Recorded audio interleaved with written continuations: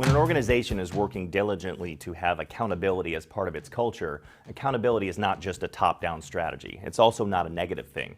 Accountability in an organization, when executed properly, actually has a positive impact on morale, efficiency, and even the profitability and success of an organization.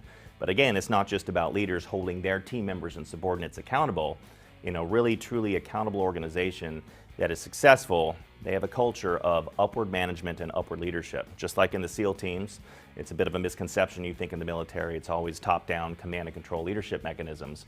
But in special operations, we've worked diligently to adapt our leadership and management style to operate in what we call a decentralized command model, where we have networks and teams of really empowered leaders making decisions in real time, because we're fighting a very decentralized enemy.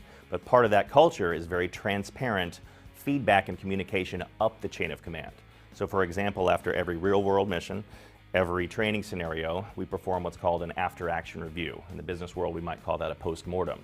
But the way that we do it is a bit more unique, because we leave rank and emotion at the door when we come into that room to have that meeting. The newest person on the team can question the commanding officer about a decision they made. Anybody on the team can make recommendations how to make improvements, and that after-action review process is part of our learning culture. But again, it has to be part of your culture and has to be accepted by leaders, and those leaders have to really encourage upward communication and upward management.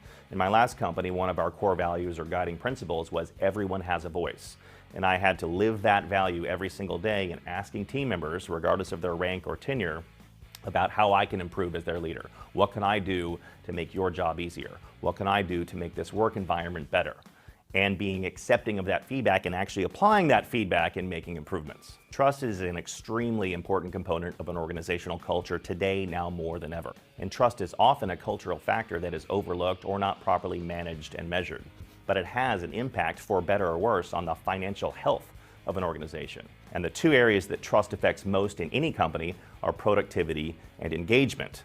And according to Global Gallup research from last year, employee disengagement is at a whopping 67%. Only 15% of the workforce can be defined as engaged, leaving 18% are what we call actively disengaged, meaning they're working against the organization. And more Gallup research shows that employee disengagement here in the United States, oftentimes due to low levels of internal trust and internal accountability and discipline of leadership in organizations, costs us upwards of $550 billion a year in lost productivity. So one could theorize and conclude that trust is not a nice-to-have social variable, but it drives the financial performance and growth and success of any organization.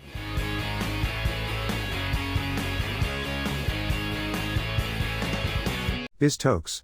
Join at www.biztoks.com.ing.